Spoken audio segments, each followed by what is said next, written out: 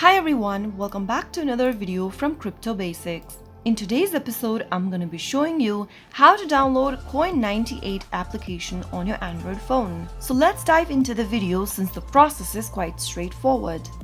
Open your Play Store to begin.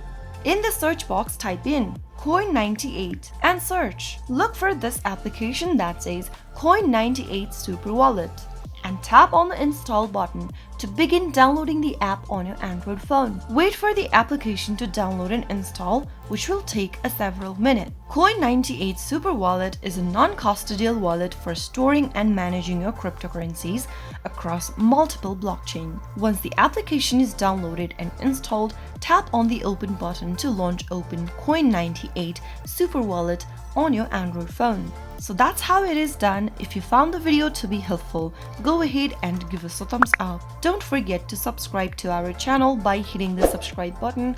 Also press on the bell icon so that you'll never miss another upcoming upload from us.